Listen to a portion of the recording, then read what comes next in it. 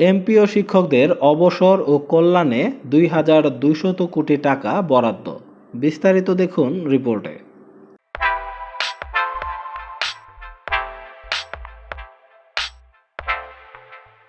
অর্থ সংকটের কারণে দীর্ঘ সময়েও অবসর ও কল্যাণ সুবিধার টাকা পাচ্ছেন না বেসরকারি এমপিওভুক্ত শিক্ষক ও কর্মচারীরা। অর্থ সংকট ও জুলাই আন্দোলনের পর নানা জটিলতায় এই অর্থ প্রাপ্তির অপেক্ষা বেড়েছে কয়েক গুণ।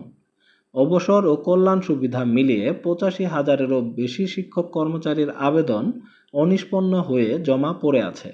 এসব আবেদনের বিপরীতে টাকা দেওয়ার জন্য বোর্ডে ঘাটতি রয়েছে প্রায় ১১,০০০ কোটি টাকা।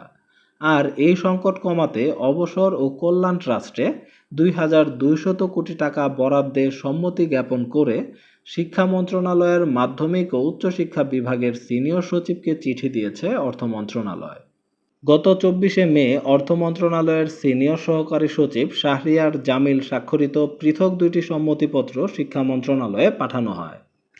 এতে বেসরকারি শিক্ষা প্রতিষ্ঠান শিক্ষক ও কর্মচারী অবসর সুবিধা বোর্ডের অনুকূলে ২,০০০ কোটি টাকা এবং বেসরকারি শিক্ষা প্রতিষ্ঠান শিক্ষক ও কর্মচারী কল্যাণ ট্রাস্টের অনুকূলে মূলধন তহবিল গঠনের লক্ষ্যে ২০০ কোটি টাকা বরাদ্দ দেওয়া হয়।